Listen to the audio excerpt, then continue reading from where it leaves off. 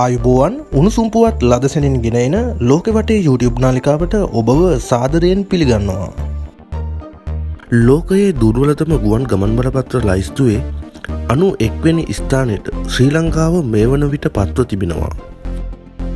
මේ වන විට ශ්‍රී ලංකාව වීසා රහිතව ගමන් කළ හැකි රටවල් අතරින් දුර්වලතම ගුවන් ගමන් බලපත්‍රයේ හිමි රටක් බවටයි පත්ව ඇත්තේ.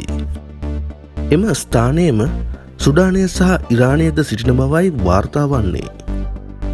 වීසා රහිතව ගමන් කළ හැකි රටවල් අතරින් ප්‍රබල වටිනාකමක් ඇති ගුවන් ගමන් බලපත්‍රයේ හිමි රට බවට පත්ව ඇත්තේ සිංගප්පූරුවයි. ජපානය සහ දකුණු කොරියාව හොඳම ගුවන් ගමන් බලපත්‍ර හිමි ලයිස්තුවේ දෙවැනි ස්ථානයට පත්ව තිබෙනවා.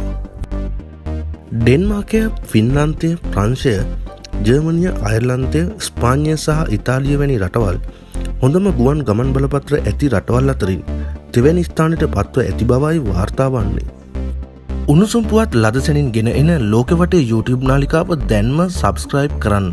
ඔබ සැමට සුබ දවසක්.